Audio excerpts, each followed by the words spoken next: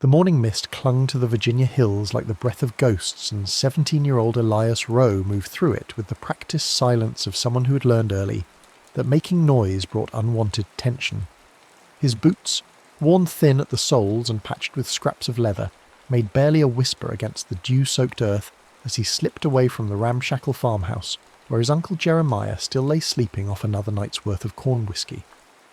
Elias had been orphaned at 12 when fever took both his parents within a week of each other, leaving him with nothing but a few books, his father's old surveying tools, and the dubious mercy of his father's younger brother.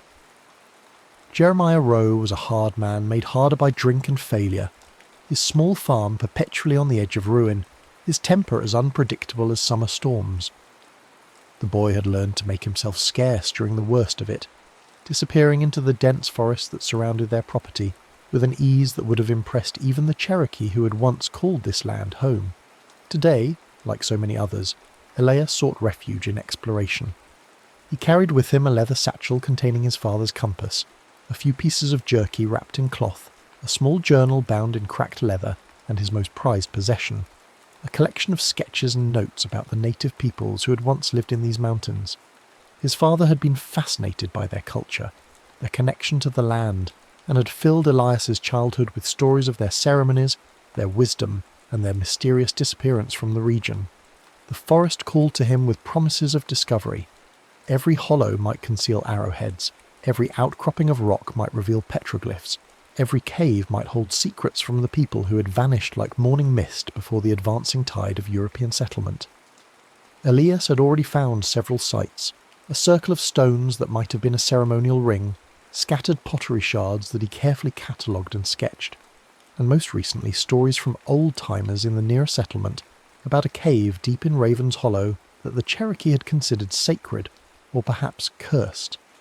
The locals called it the Whispering Cave, claiming that strange sounds emerged from its depths during storms, that animals avoided it, and that more than one hunter had emerged from its vicinity speaking of visions and dreams that felt more real than waking life. Such tales only fueled Elias's curiosity. He had spent weeks preparing for this expedition, studying his father's survey maps, gathering supplies, and waiting for the right opportunity to slip away unnoticed. The path to Raven's Hollow was treacherous, winding through dense undergrowth and over rocky terrain that had likely remained unchanged since the last ice age. Ancient oaks towered overhead, their branches forming a canopy so thick that even at midday the forest floor remained dim and mysterious. Elias moved with growing excitement, his senses sharp and alert to every sound, every play of light and shadow. When he finally reached the hollow, he understood immediately why the Cherokee had considered this place special. The very air seemed different here, heavier, more charged, as if the boundary between the physical and spiritual worlds had worn thin.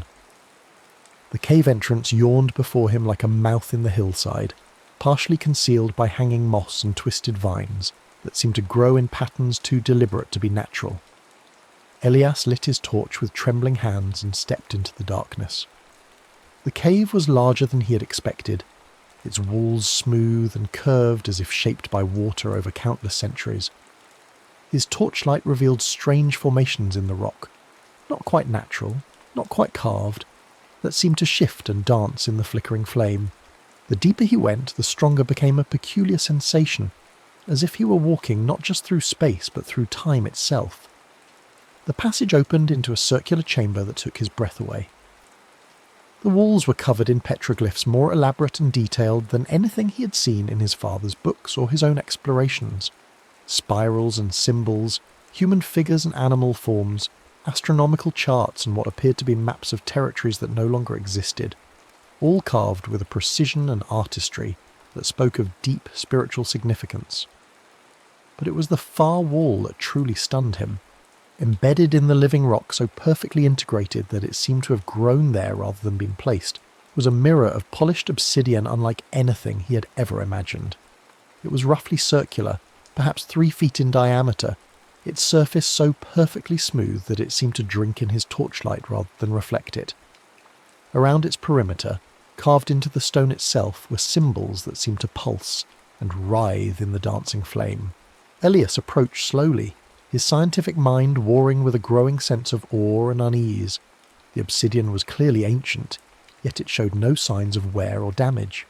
Its surface was flawless, like a pool of still water turned to stone.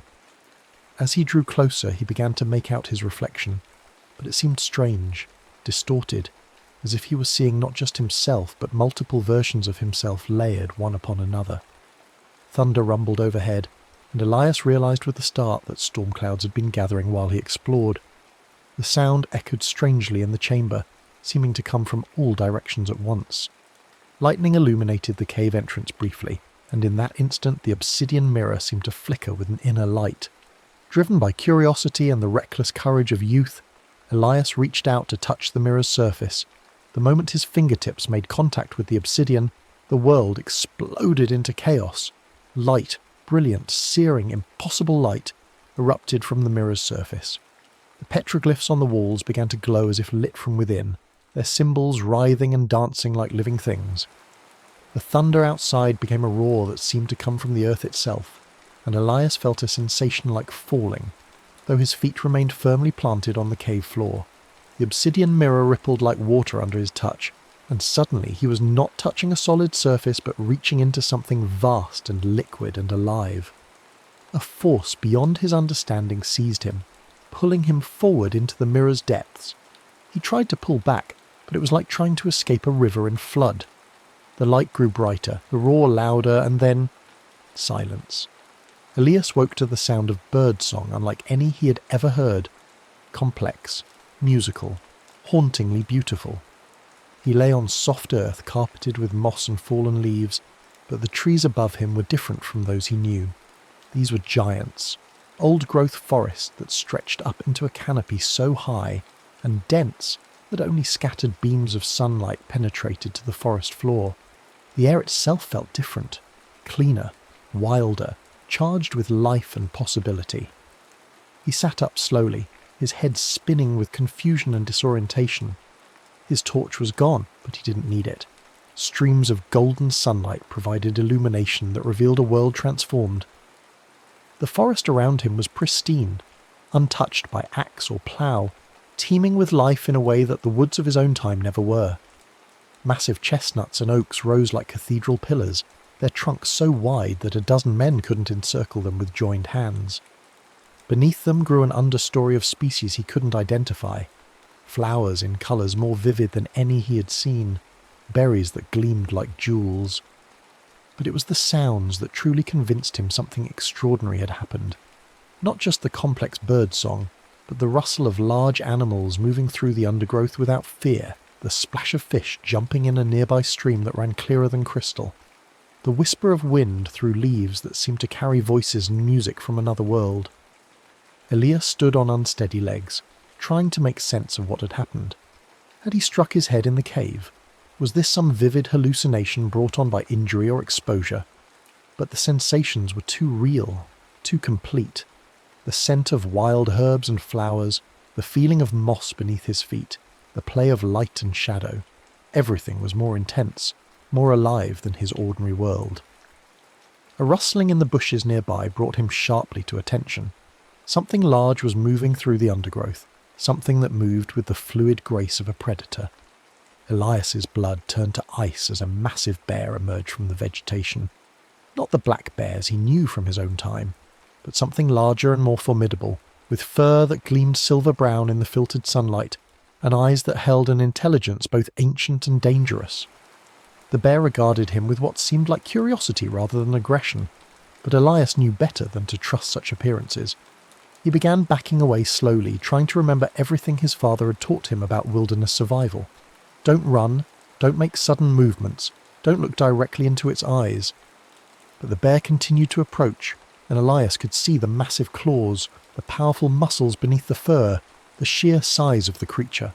Just as panic threatened to overwhelm him, the sharp whistle of an arrow split the air. The shaft struck the ground between Elias and the bear, and the animal looked up with what seemed like resignation rather than fear.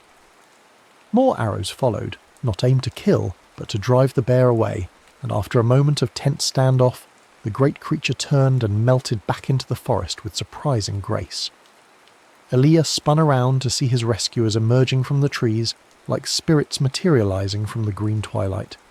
There were 5 of them, and they moved with a silence and fluidity that made his own woodland skills seem clumsy by comparison. They were Native Americans, but not like any he had seen in illustrations or descriptions. These were people of the deep forest, their clothing made from finely worked hides and decorated with intricate beadwork and painted designs. Their faces were strong and weathered, marked with tattoos and paint that seemed to tell stories he couldn't read. The leader was a man of perhaps 40 years, his long black hair bound with feathers and carved bone ornaments. His eyes were dark and penetrating, missing nothing as they studied this strange pale boy who had appeared in their territory. Behind him stood 2 younger men who might have been his sons, their hands still resting on their bows, and 2 women, one middle-aged with the bearing of someone accustomed to authority, and one much younger, perhaps 16, whose gaze held a peculiar intensity as she stared at Elias. The leader spoke in a language that flowed like water over stones, musical and complex, full of nuances that Elias couldn't begin to understand.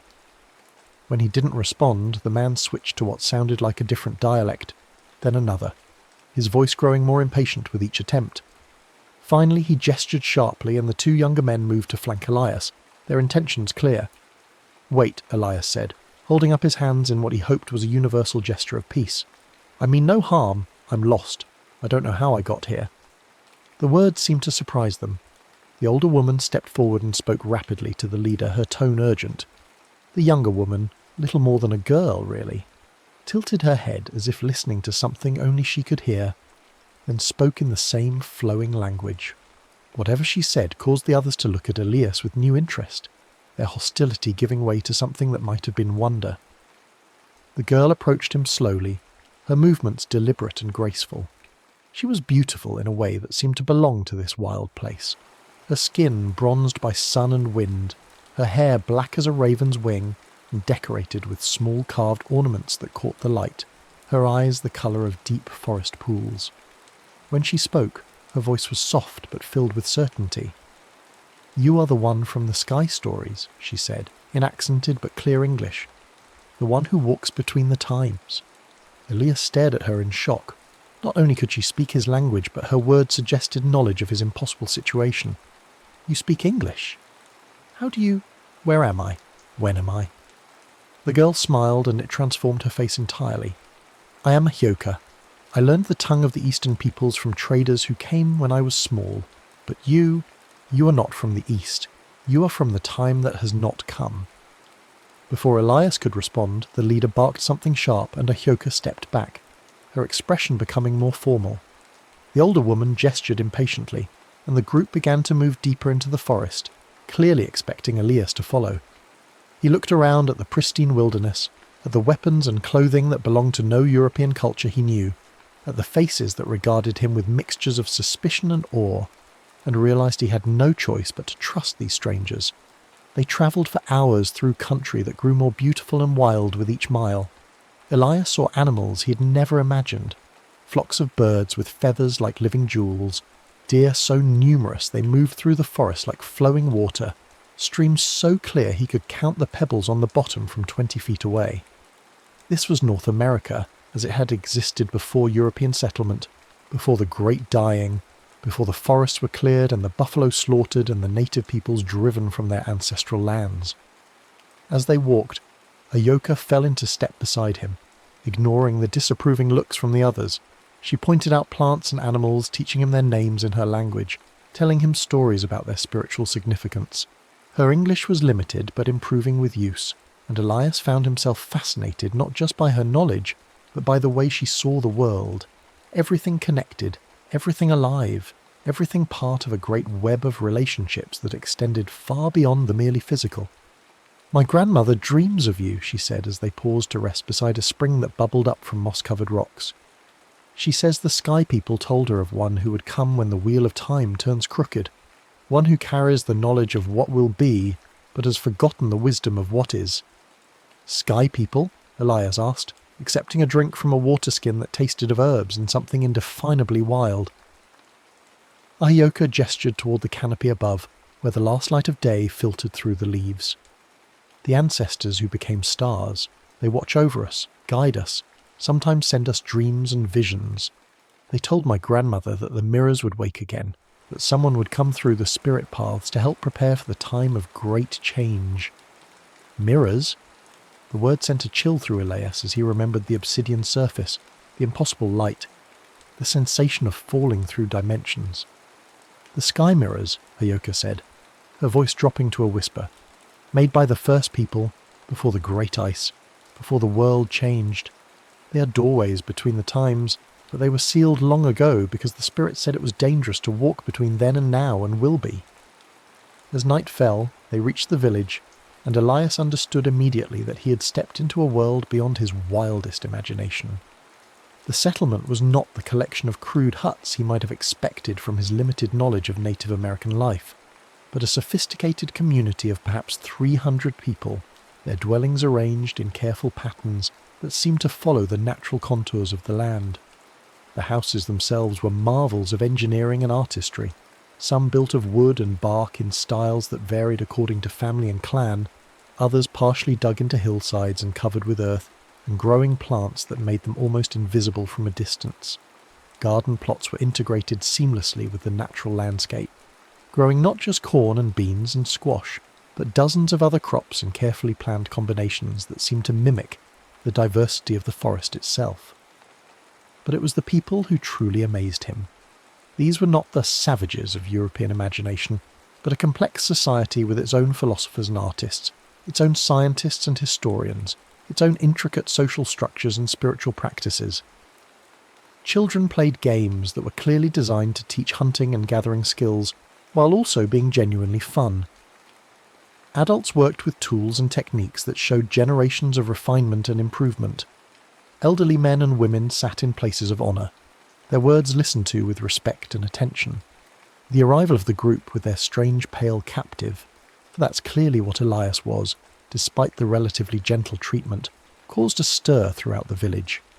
People emerged from their homes to stare at him, some with curiosity, others with suspicion or even fear.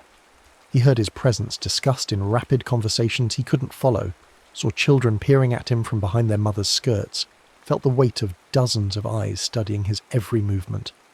The leader, whom Elias learned was called Adahi, meaning lives in the woods, brought him to the centre of the village, where a large fire burned in a carefully constructed pit surrounded by carved stones.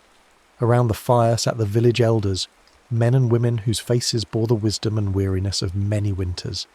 They studied Elias with expressions that ranged from sceptical to hostile, and he realised his life might well depend on the next few minutes. An ancient woman, her hair white as snow and her face mapped with lines of age and experience, rose from her place by the fire. This, Ayoka whispered, was her grandmother, Galilahi, whose name meant attractive, but who was known throughout the region for her spiritual power and prophetic dreams. She approached Elias slowly, her eyes never leaving his face, and when she spoke, her voice carried the authority of one accustomed to being obeyed. Ayoka translated, her voice tense with nervousness. She asks if you are the one who stepped through the sky mirror, the one who comes from the time of dying to learn the time of living. Elias looked around at the circle of faces, all waiting for his answer. How could he explain what he didn't understand himself? How could he tell these people about the world he came from, a world where their descendants would be driven from their lands, their languages forbidden, their children stolen and forced into schools designed to kill the native within them? I don't know, he said finally. I was in a cave in my own time. I found a mirror made of black stone covered with symbols like those on your grandmother's medicine bag. When I touched it during a storm, everything changed. I woke up here, in your forest, in your time. As Ayoka translated, Galilahi's expression grew more intense. She asked another question, and this time Ayoka hesitated before translating.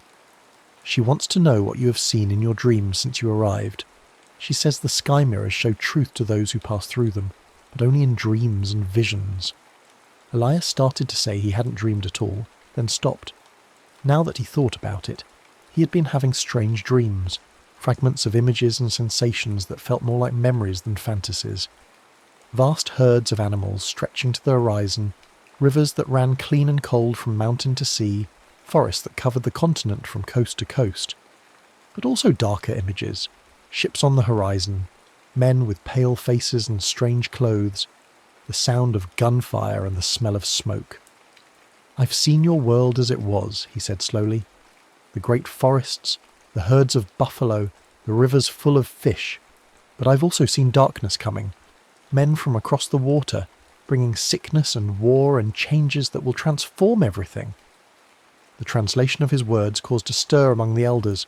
Some looked frightened, others angry, still others thoughtful.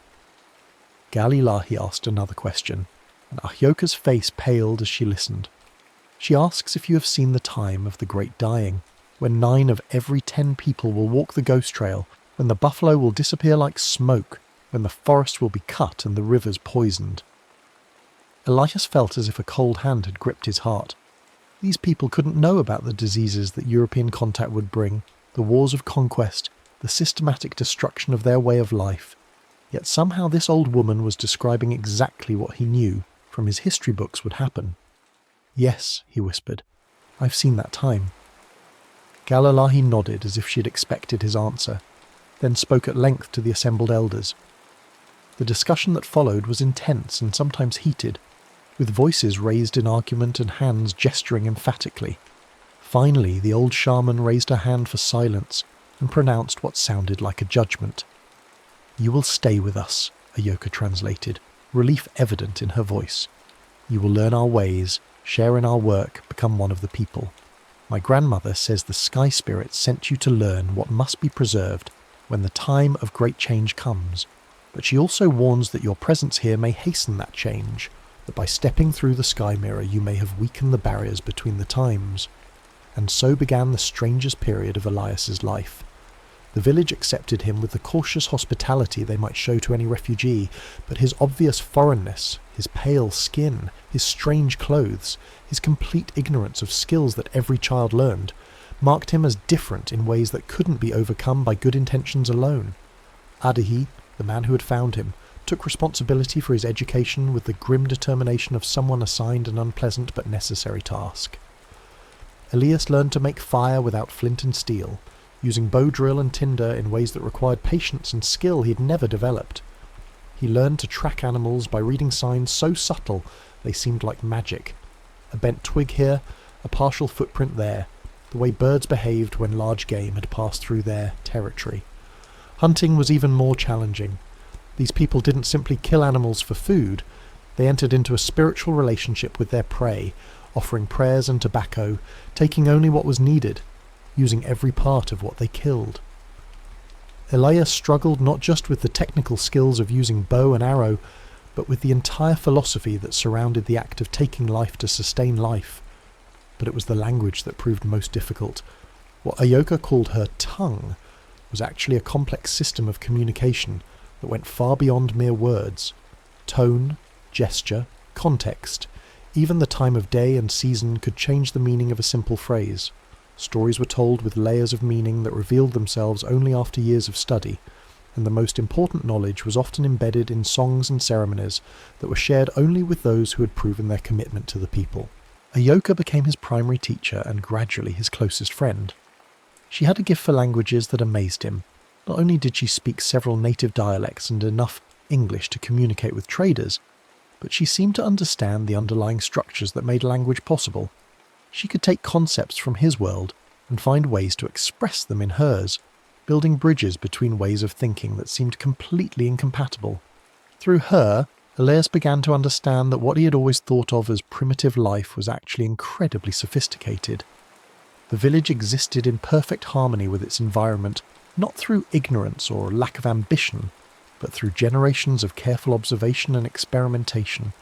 They knew which plants could be harvested sustainably and which needed to be left alone, how to encourage the growth of useful species without destroying the overall ecosystem, how to live as part of the natural world rather than in opposition to it. Their spiritual life was equally complex.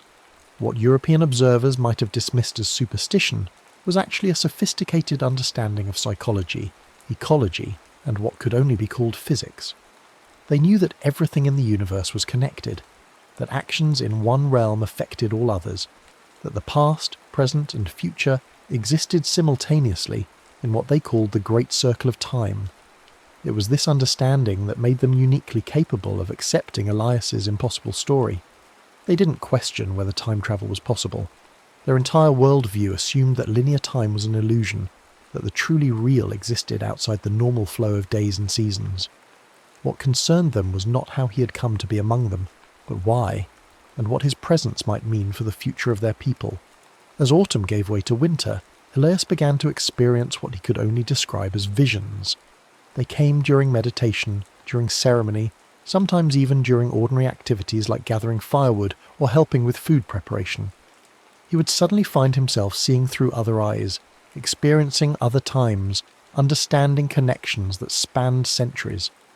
He saw the obsidian mirrors being created by a people even more ancient than the current inhabitants of the village. They were master craftsmen who understood the properties of volcanic glass, but also shamans who could work with spiritual forces that Elias barely comprehended. The mirrors were not just doorways through time, but instruments for maintaining balance in the universe, ways of preventing the timeline from becoming too rigid or too chaotic. But something had gone wrong. The vision stories told of mirrors that had been used carelessly, of people who travelled through time for personal gain rather than spiritual necessity, of changes in the past that created ripples extending far into the future. The ancient people had finally sealed most of the mirrors, hiding them in sacred places and surrounding them with warnings and protections. The mirror Elias had found was one of the last, hidden in the cave system that the Cherokee had avoided for generations. His accidental activation had torn open a pathway that was supposed to remain closed, and every day he remained in the past increased the danger of paradox and chaos. Winter brought new challenges, but also deeper integration into the life of the village. Elias learned to appreciate the long evenings when the community gathered around fires to share stories, to work on crafts that required patience and skill, to plan for the coming year. He discovered that he had a talent for the intricate beadwork that decorated clothing and ceremonial objects, his steady hands and attention to detail making him valuable, despite his other limitations. More importantly, he began to understand the stories. What had seemed like simple folk tales when Ahyoka first translated them, revealed themselves as complex repositories of scientific knowledge, historical information, and spiritual wisdom. Stories about animals contained detailed information about behavior and ecology. Tales of heroes and spirits encoded practical instructions for everything from agriculture to astronomy. Accounts of the time before preserved memories of geological and climatological changes that stretched back thousands of years. And threaded through many of the stories were references to the sky mirrors and the people who had travelled between times. Elias realised that he was not the first person to fall through the temporal barriers. The oral traditions contained dozens of accounts of strangers who appeared mysteriously, lived among the people for a while, then disappeared just as suddenly. Some had been helpful, sharing knowledge that proved valuable. Others had been disruptive, bringing changes that upset the careful balance of tribal life. "My grandmother says you're different from the other Skywalkers," Ahyoka told him one evening, as they sat by the fire working on a winter robe decorated with astronomical symbols. "Most of them try to change things, to make our world more like theirs. But you try to change yourself, to become more like us." "Maybe that's because I don't have a world to go back to," Elias replied, surprised by the bitterness in his own voice. "My uncle doesn't care whether I live or die. I have no friends, no prospects, nothing but more of the same grinding poverty and ignorance." Ahyoka looked at him with the serious expression she wore when working through a difficult translation. "The words you use, poverty and ignorance, they don't mean what you think they mean. You come from a time of great riches, but your people are poor in spirit. You come from a time of much knowledge, but your people are ignorant of wisdom." "What do you mean?" She gestured toward the village around them, where people were going about their evening activities with quiet contentment. "Here, no one goes hungry unless everyone goes hungry. No one lacks shelter unless everyone lacks shelter. Children are raised by the whole community. Old people are honoured and cared for. Everyone has work that is valued and meaningful.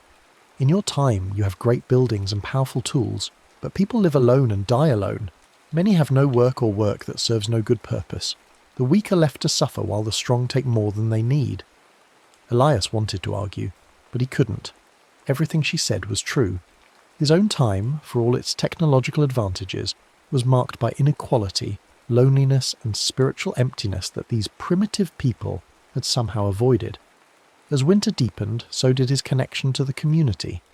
He participated in ceremonies that revealed layers of meaning each time they were performed, learned songs that were also scientific treatises and historical chronicles, helped with the everyday work of maintaining life in harmony with the natural world. For the first time in his life, he felt as if he belonged somewhere, as if his existence had meaning and purpose. But the visions were growing stronger and more disturbing. He saw the mirrors cracking, reality bleeding through from multiple timelines, the careful balance that the ancient people had established beginning to collapse. Each night brought dreams of chaos and confusion, of a world where past and future existed simultaneously, where cause and effect became meaningless, where the very fabric of time began to unravel. Galilahi, the old shaman, confirmed his worst fears during a private consultation in her lodge. She cast the sacred bones and read the patterns with growing concern, then spoke in her own language for several minutes before Ahyoka could translate. She says the sky mirror you came through is still open, still pulling energy from our time into yours. Every day you remain here makes the opening wider, makes it more likely that others will fall through, that the barriers between times will collapse completely. But surely that would take years, Elias protested. Decades, maybe centuries. Ahyoka shook her head after another exchange with her grandmother. Time moves differently near the mirrors. What seems like months to you may be only days in your own time, but the damage accumulates faster than normal time. She says we may have only until the spring thaw before the situation becomes too dangerous to repair. Repair how? The answer, when it came, chilled him to the bone. According to the ancient stories, a mirror that had been opened improperly could only be sealed by someone passing back through it from the inside, essentially closing the door behind them.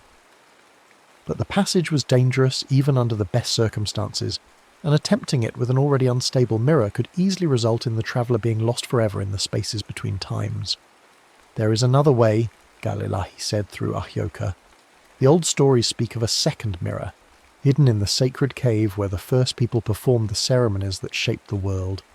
If you could reach it, you could use it to return to your own time while simultaneously drawing the power from the broken mirror, sealing both passages. Where is this sacred cave? The answer was not encouraging. The site was 3 days' journey to the north, through territory controlled by tribes that were not always friendly to Ahyoka's people. Worse, the cave was said to be protected by spirits that did not welcome visitors, and the mirror inside it was supposed to be even more dangerous than the one Elias had found. A master mirror that connected to all the others, capable of opening passages to any time, anywhere. But as winter began to give way to spring, the signs of temporal disturbance became impossible to ignore. Animals began behaving strangely, appearing in the wrong seasons, sometimes aging rapidly or reverting to juvenile forms overnight. Plants bloomed and died in chaotic cycles that followed no natural pattern. Worst of all, some of the villagers began experiencing what they called time dreams, visions of possible futures that were so vivid they seemed more real than waking life. Elias knew he could delay no longer. Much as he had come to love this place and these people, his presence was endangering them. He would have to attempt the journey to the sacred cave, try to find the second mirror, and hope that the ancient stories contained enough truth to guide him home. The night before his departure, the village held a ceremony unlike any he had witnessed. It began at sunset with the lighting of sacred fires and the burning of herbs that filled the air with smoke that seemed to carry prayers and blessings skyward. The entire community gathered in the central plaza, their faces painted with symbols that told the story of his time among them, their voices raised in songs that seemed to weave his spirit into the fabric of their collective memory. Galilei presented him with a medicine bundle containing herbs and objects that she said would protect him on his journey and help him navigate the spiritual dangers he would face.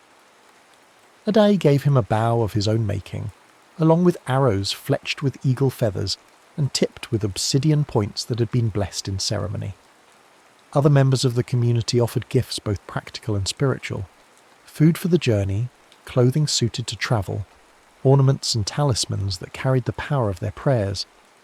But it was Ahyoka's gift that moved him most deeply.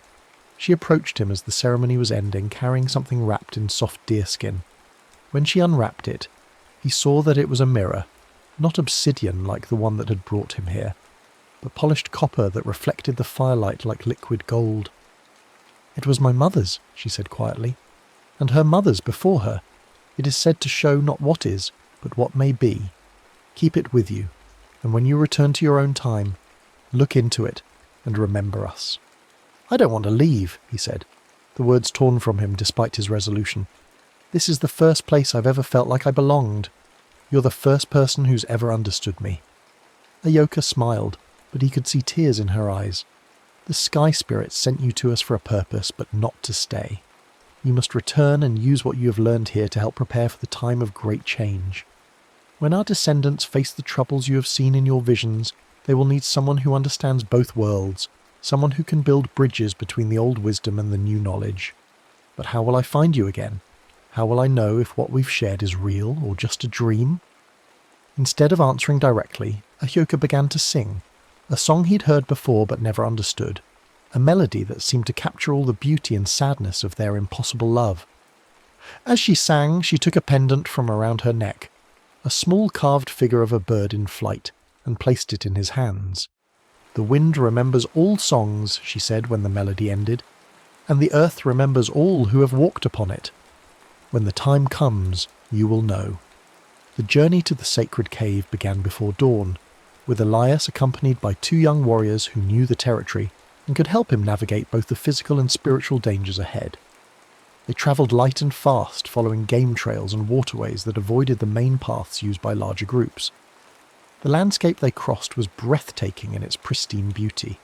Rolling hills covered with forests that stretched unbroken to the horizon, rivers that ran crystal clear and teemed with fish, meadows where wildflowers bloomed in incredible profusion.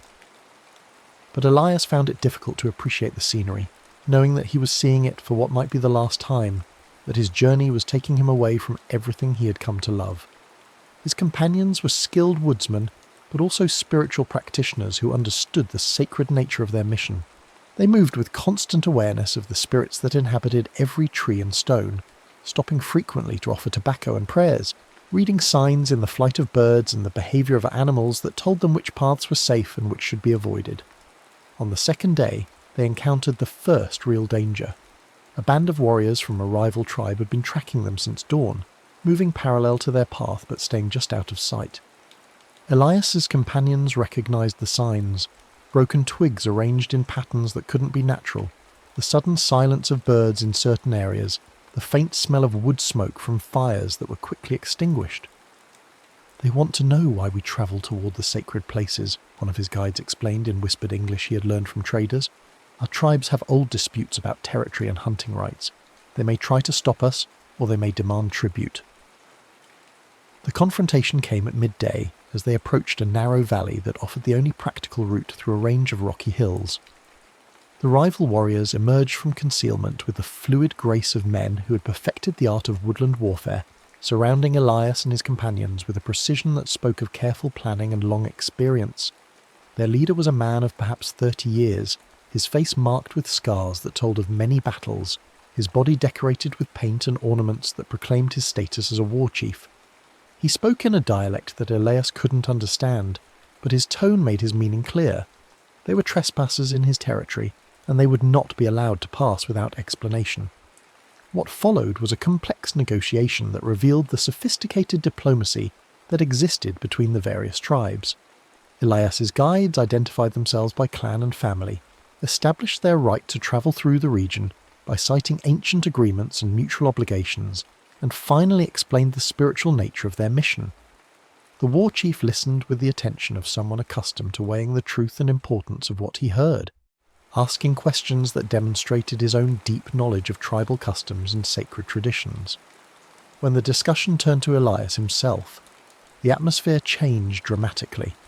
His pale skin and strange appearance had already marked him as unusual, but when his guides explained that he was a skywalker who'd come through these spirit mirrors, the rival warriors reacted with mixtures of awe, fear and suspicion. Some wanted to kill him immediately, believing that his presence would bring bad luck to their people. Others argued that he should be captured and brought to their own shamans for questioning, but their leader surprised everyone by approaching Elias directly and speaking to him in heavily accented but understandable English. "You're the one the dream speakers have seen," he said, his eyes never leaving Elias's face. "The pale ghost who walks between the times, bringing visions of sorrow and change." "I don't want to bring sorrow," Elias replied carefully. I only want to return to my own time and seal the pathway that brought me here." The war chief studied him for a long moment, then nodded slowly. "The old grandmother of the western village sent word that one like you would come, seeking the great mirror in the cave of first ceremonies. She said we should let you pass, but also that we should warn you. The spirits that guard that place do not welcome strangers, even those who come on sacred business." "What kind of spirits?" "The kind that remember the time before the world was shaped as it is now," the war chief replied. "The kind that see all times at once and judge whether those who approach them are worthy of the knowledge they seek. Many have entered that cave. Few have emerged unchanged. Some have not emerged at all." Despite this warning, or perhaps because of it, the war chief allowed them to continue their journey. But he assigned 2 of his own warriors to accompany them, men who knew the specific dangers of the region and could provide additional protection if needed.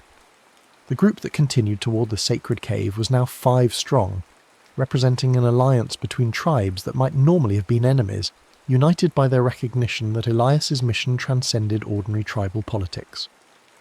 The landscape grew stranger as they approached their destination.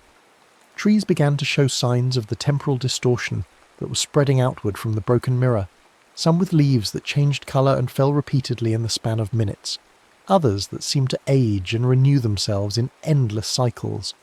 Streams flowed uphill in some places, and the sun occasionally appeared to move backward across the sky before resuming its normal course. More disturbing were the glimpses of other times that flickered in and out of visibility like heat mirages. Elias caught sight of massive creatures that had been extinct for thousands of years, of landscapes shaped by glaciers that had long since melted, of buildings and people that belonged to futures he couldn't imagine. The barriers between past, present and future were breaking down, and reality itself was beginning to blur. On the morning of the 3rd day, they reached the sacred cave, and Elias understood immediately why this place inspired such awe and fear. The cave mouth was not a simple opening in the hillside, but a complex formation that seemed to have been carved by forces beyond ordinary geology. Symbols were carved into the living rock, not just the petroglyphs he had seen in his own time, but 3-dimensional sculptures that seemed to move and change as he watched them, telling stories that unfolded in ways that challenged his understanding of cause and effect. The air around the cave shimmered with energy that made his skin tingle and his vision blur. Sounds echoed strangely here. His companions' voices seemed to come from multiple directions at once, and their words carried harmonics and overtones that suggested meanings beyond the literal. Even the sunlight behaved differently, bending in ways that created rainbows where none should exist, casting shadows that moved independently of the objects that supposedly created them. His guide stopped at a respectful distance from the cave entrance, and began preparations for a ceremony that would, they hoped, gain them permission to enter. They built a small fire using wood they had carried specifically for this purpose, burned sacred herbs that filled the air with smoke that seemed to carry their prayers directly to the spirits, and sang songs so old that their original meanings had been forgotten, preserved only because of their power to open communication with the guardians of this place. As the ceremony progressed, Elias began to hear other voices joining the songs. Not human voices, but sounds that seemed to come from the earth itself, from the air, from the space between moments. The symbols carved into the cave entrance began to glow with their own light, and the shimmering in the air intensified until it became almost solid, like looking through water. Then, without warning, the voices fell silent, and the glow faded. In the sudden stillness, a figure emerged from the cave, not walking out in any normal sense, but materializing from the shadows as if the darkness itself had taken human form. It was an old woman, ancient beyond measure, her hair white as fresh snow and her skin marked with tattoos that seemed to tell the entire history of her people. She wore robes that appeared to be made of starlight and shadow, decorated with ornaments that defied identification. Some seemed to be made of crystallized time, others of solidified music, still others of materials that had no names in any language Elias knew. When she spoke, her voice carried the authority of mountains and the patience of geological ages. She addressed each member of their group in turn, speaking to them in their own languages, calling them by names that included not just what they were called by others, but what they called themselves in the deepest privacy of their hearts. To Elias, she spoke in English that was more perfect than any he had ever heard, as if she had learned the language from its own dreams rather than from human teachers. So, Skywalker, you come seeking passage home. But tell me, what is home to one who has walked between the times? Is it the place where your body was born, or the place where your spirit has learned to sing? The question cut deeper than any blade. Elias looked back at his companions, thought of the village he had left behind, of Ioka, and the life he could have had if he had chosen to stay. Then he thought of the growing instability, the visions of chaos and collapse, the knowledge that his presence was endangering the very people he had come to love. Home is where I can do the most good, he said finally, where I can use what I've learned to help build bridges between your world and mine. The ancient woman nodded as if his answer satisfied some test he hadn't known he was taking. Wisdom grows in unexpected soil, she said.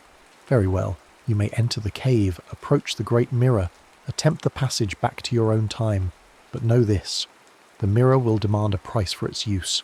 It may ask for memories, for years of your life, for abilities you value, for connections that bind you to joy. Are you prepared to pay whatever it asks? I am. And if the price it demands is the knowledge you have gained here, if returning to your own time means forgetting everything you have learned, everyone you have loved, will you still choose to go? The question struck him like a physical blow. To return to his own time but lose all memory of this experience, to forget Ayoka and Galilahi and Adai and all the others who had become more family to him than his own blood relatives had ever been, it seemed a price too high to pay.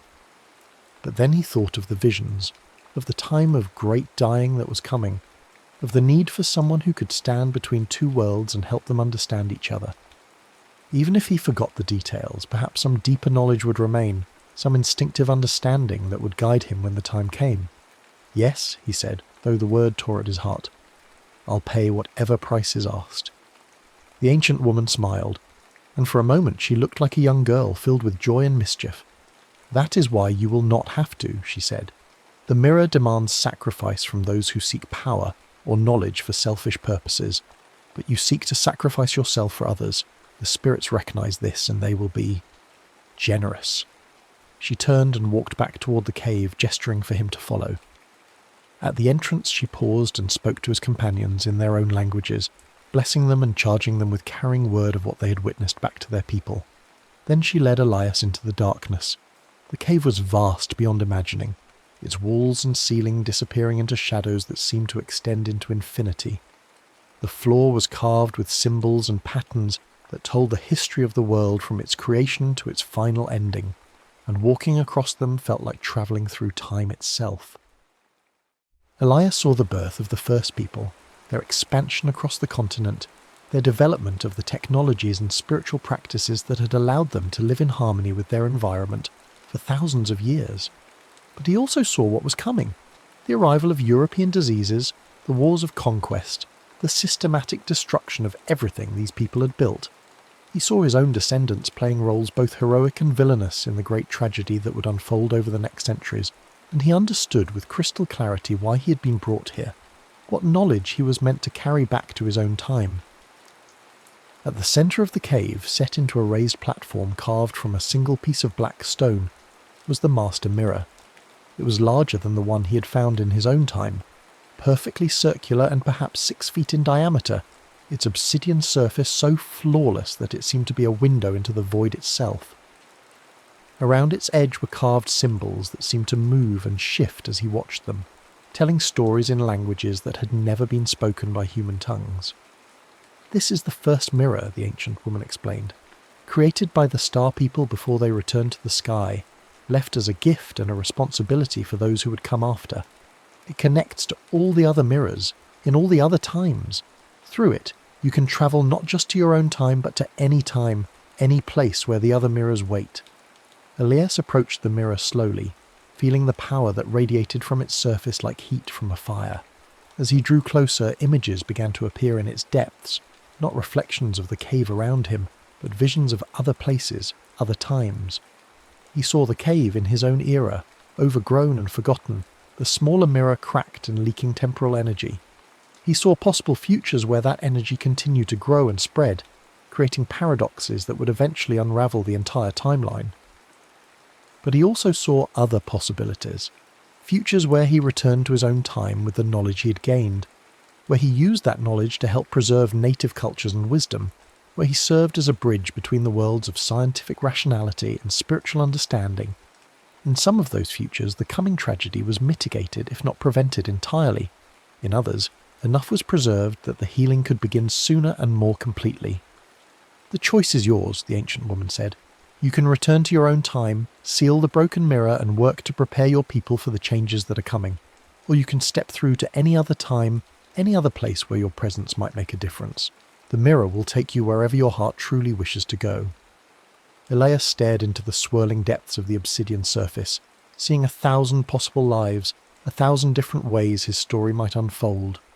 For a moment he was tempted to choose a different time entirely, perhaps the distant future, when the wounds between cultures had healed and he could live in a world that had learned to integrate the best of both traditions. Or perhaps the distant past, when he could warn the first peoples about what was coming and help them prepare more effectively. But as he considered these possibilities, he kept coming back to the same conclusion. His own time, for all its flaws and limitations, was where he belonged.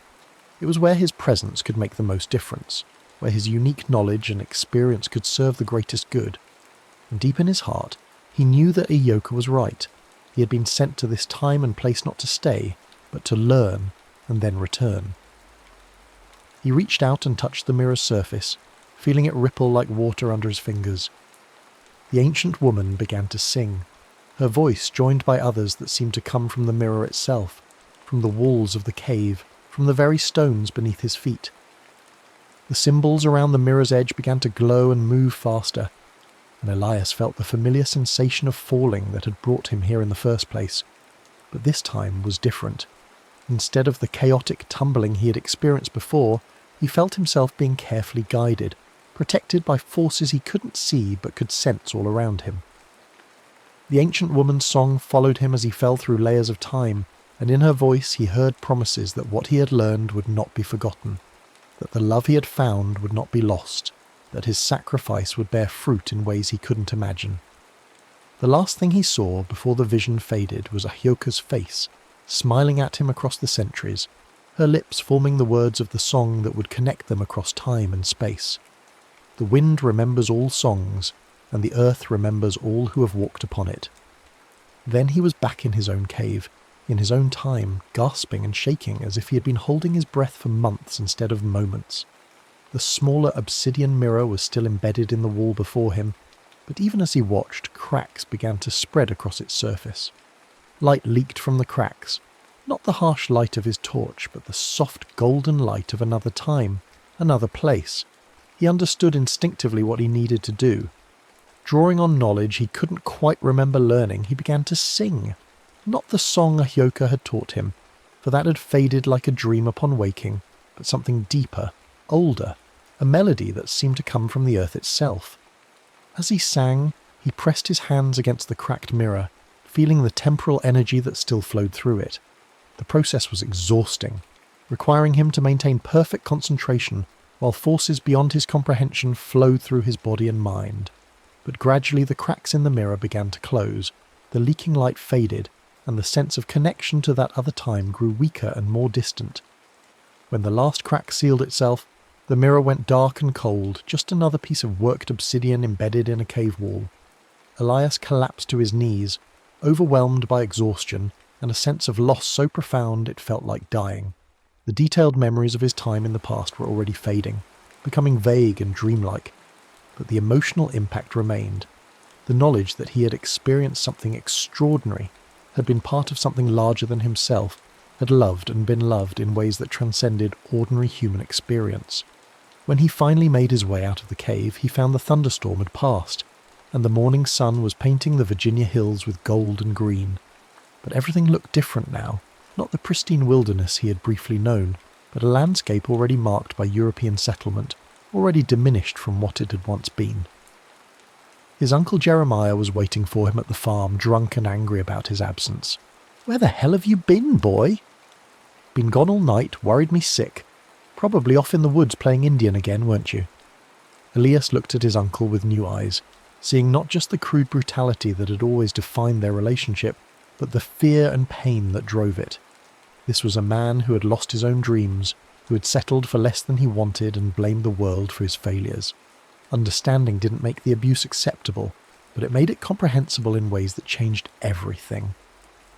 "I was exploring the cave system up in Raven's Hollow," Leia said calmly. "I think I may have found something significant. Petroglyphs, maybe some artifacts. I'd like to document them properly." Something in his tone, some new authority in his voice, made Jeremiah back down from the confrontation he'd been prepared to start. Instead, he grumbled about damn fool boy and waste of time, but he didn't raise his hand or his voice the way he usually did. Over the following days and weeks, Elias threw himself into documenting everything he could remember about his experience. The specific details continued to fade, but the broader knowledge remained, an understanding of Native American culture that went far beyond anything in the books available to him, an intuitive grasp of ecological principles that wouldn't be formally recognised by European science for decades, a spiritual awareness that transformed his relationship with the natural world. He began keeping a journal, filling page after page with observations about plants and animals, sketches of artefacts and symbols, fragments of songs and stories that came to him in dreams. He also began learning everything he could about the native tribes of Virginia, seeking out elderly settlers who had traded with them, reading every account he could find, gradually building a picture of what had been lost and what might still be preserved. But it was when he returned to the cave that he received the confirmation he'd been hoping for, and dreading in equal measure. The obsidian mirror was still there, still dark and sealed, but carved into the stone beside it was a message that hadn't been there before. Navashias Gaia, the wind remembers you. The words were carved in Cherokee syllabary, a writing system that wouldn't be invented for another decade. But somehow Elias could read them, could hear in them the voice of someone he couldn't quite remember, but would never forget. Below the Cherokee words, in English letters that looked as if they had been there for centuries, was a single name, Ayoka. As the months passed, Elias began to understand the true scope of what he had been given. His experience had left him with not just knowledge but a calling, a deep understanding that his life's work must be to serve as a bridge between cultures, to preserve what could be preserved and heal what could be healed. He left his uncle's farm as soon as he came of age, making his way to the nearest city with libraries and schools. Using his father's surveying instruments and his own mysterious knowledge of the land, he found work as a guide and surveyor, slowly building a reputation as someone who understood the wilderness better than men twice his age. But his real passion was for writing and research. He began collecting stories from the last generation of settlers who had direct contact with native peoples, recording their accounts with an accuracy and sensitivity that impressed even skeptical scholars. He learned Cherokee, Creek, and several other southeastern languages, often finding that words and phrases came to him without conscious learning, as if they were memories rather than acquired knowledge. His first book, Voices from the Vanished Land, True Accounts of Native Life in the Virginia Mountains, was published when he was 25 and caused a sensation in academic circles. Unlike other contemporary works that portrayed Native Americans as either noble savages or dangerous primitives, Elias's book presented them as complex human beings with sophisticated cultures, practical wisdom, and spiritual insights that the dominant society desperately needed. More books followed, each one adding to his reputation as the foremost authority on Native American culture in the Southeast. But Elias was careful never to claim credit for insights that weren't his own, always acknowledging that his understanding came from sources he couldn't fully explain, from dreams and visions that felt more like memories than her imagination. He never married, though he had opportunities. Something in him remained forever connected to a love he couldn't quite remember, a relationship that had been perfect in its brevity and impossible in its fulfillment. Instead, he devoted himself entirely to his work, to the mission that had been given to him in ways he was beginning to forget but would never truly lose. As he grew older, his writings became more explicitly focused on preservation and reconciliation. He established schools that taught both European and native ways of understanding the world, founded libraries that collected and preserved oral traditions, and worked tirelessly to document languages and cultures that were disappearing with each passing year. He also became known as a healer, though he never claimed medical training. People came to him with ailments that conventional doctors couldn't cure, and often went away healthier after treatments that combined herbal medicine with something that could only be called spiritual healing. When asked where he had learned such techniques, he would only say that they had come to him in dreams, but perhaps his most important work was less visible.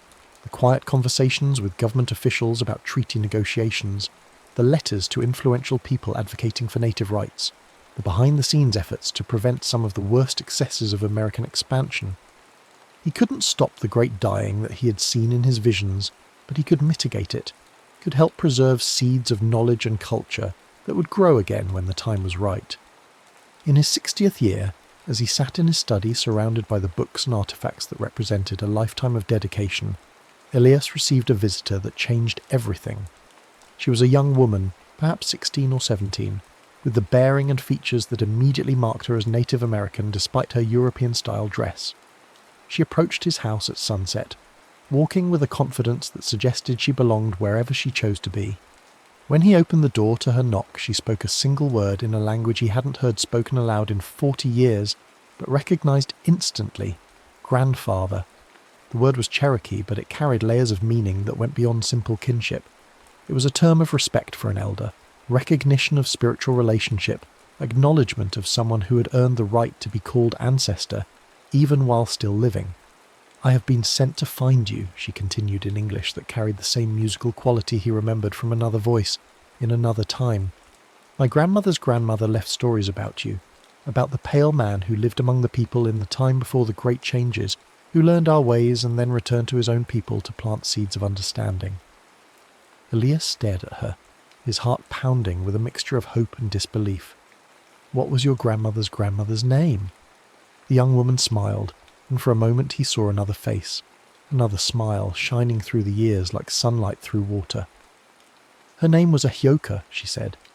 "She lived to be very old, and she told stories of the Skywalker who came through the spirit mirrors, who learned to sing with the wind and speak with the earth. She said that someday, when the wheel of time turned full circle, someone would come to find him and bring him a message." She reached into a pouch at her side and drew out something that made Elias's breath catch in his throat. It was a pendant, a small carved bird in flight, worn smooth by age and handling, but unmistakably the same one that a Cherokee girl had placed in his hands beside a sacred fire in another century. "She said to tell you that the wind has remembered your song," the young woman continued, "that the earth has remembered your footsteps, that the seeds you planted have grown into trees that will shelter many people in the storms that are coming." Elias took the pendant with shaking hands, feeling the smooth stone warm against his palm as if it had been waiting all these years to return to him. As he held it, memories flooded back, not the detailed recollections he had lost upon his return, but something deeper and more permanent. The sound of Ahyoka's laughter, the feeling of belonging to something larger than himself, the knowledge that love could transcend time and space and death itself. "She also said," the young woman continued, "that when the time of great healing begins, you will remember everything, that the spirits have kept your memories safe, waiting for the moment when they would be needed again." That night Elias sat by his fire holding the pendant and feeling the years fall away like leaves in autumn. The young woman, who had given her name as Atsila, meaning fire, had stayed for dinner and told him stories that filled in gaps in his understanding, that connected dots he hadn't even realized were scattered across his life. Ahyoka had lived to be 93, dying peacefully in her sleep in a cabin deep in the Tennessee mountains, where her people had taken refuge after the Cherokee removal. She had never married, dedicating her life to preserving the old ways and preparing for the time when they would be needed again. She had become a renowned medicine woman and storyteller, and her tales of the Skywalker had become part of the oral tradition of several southeastern tribes. "She said you would know her again," Atsila told him as she prepared to leave the next morning. "She said that souls who find each other across time and space are never truly separated, that the spirits weave them together in ways that transcend single lifetimes." "Will I see her again?" Elias asked, though he wasn't sure he wanted to know the answer. Atsila smiled. "She said to tell you that the great circle is completing itself, that the time of ending is also the time of beginning. She said you would understand when the moment comes." After she left, Elias found that his dreams had changed. Instead of the vague, emotional impressions that had haunted his sleep for decades, he began to have vivid, detailed visions of the life he'd lived in that other time. He remembered the village with perfect clarity, could recall conversations word for word, could feel again the sense of belonging and purpose that had defined those magical months. But more than memories were returning. The spiritual abilities he had begun to develop during his time with Aryoka's people were reasserting themselves, stronger now and refined by decades of unconscious practice. He found that he could communicate with animals, could sense the health of plants and trees, could feel the emotional states of people around him with increasing clarity. Most remarkably, he began to receive visits from what he could only describe as spirits. Not ghosts in any conventional sense, but presences that seemed to exist partially in his time and partially in others. Sometimes they were people he had known in that other life, coming to give him messages or guidance. Sometimes they were strangers who sought his help in matters that spanned multiple generations, and sometimes, just sometimes, he caught glimpses of Ayoka herself, not as the girl he had known, but as the elder she had become, still beautiful but marked by age and wisdom and the sorrows she had witnessed. She never spoke during these visitations, but her presence filled him with a peace and joy that sustained him through the increasingly difficult work of his final years. For the world was changing rapidly, and not always in directions that gave him hope. The Civil War came and went, leaving scars that would take generations to heal. The Western expansion accelerated, bringing with it the final destruction of the great buffalo herds and the last free tribes. Industry began to transform the landscape in ways that would have been unimaginable when he was young, and the gap between human civilization and the natural world grew wider with each passing year. But there were signs of hope as well. Some of the seeds he'd planted were beginning to sprout. A new generation of scholars was taking Native American culture seriously, approaching it with respect rather than condescension. Conservation movements were beginning to recognize the wisdom embedded in traditional ecological practices, and here and there bridges were being built between communities that had been enemies for generations. In his 72nd year, as winter settled over the Virginia mountains where he had built his final home, Elias felt the approach of what he knew would be his last great transition. His health was failing, his body worn out by decades of travel and research, and the peculiar stresses that came with existing partially in multiple times. But he was not afraid. The visions that came to him now were of reunions rather than endings, of the completion of patterns that had been decades in the weaving. He saw Ayoka waiting for him in a place that existed outside of time, young and beautiful as she had been when they first met, but also wise with all the experience of her long life. On the night he died, the aurora borealis appeared over Virginia, an event so rare that it was recorded in newspapers across the region. Those who saw it reported that the lights seemed to dance and spiral in patterns that reminded them of smoke from sacred fires, and that the wind that night carried sounds like distant singing, like voices calling across impossible distances. The young Cherokee woman, Atsila, was with him at the end. She had appeared at his door 3 days earlier, saying simply that she had been called to come. She sat beside his bed through the final night, holding his hand and singing songs in her own language that seemed to ease his passage from this world to whatever lay beyond. "Can you see her?" she asked softly as his breathing grew shallow and irregular. Elias smiled, his eyes focused on something she couldn't see. "She's here," he whispered. "She's been waiting. She says the great circle is complete. The wind remembers. The earth remembers." His last words were in Cherokee, spoken with perfect pronunciation despite the decades that had passed since he had heard the language spoken. "Nvishiaskaya usti. The wind carries us home." When Atsila went through his papers after the funeral, she found a manuscript he had been working on in his final months, a complete account of his journey through time, written with such detail and precision that it read like a memoir rather than a work of fiction. Attached to it was a note in his handwriting: "For those who will come after, when the time is right for the full truth to be told." She also found the obsidian mirror pendant, the one Ayoka had sent through the generations with its message of remembrance and hope.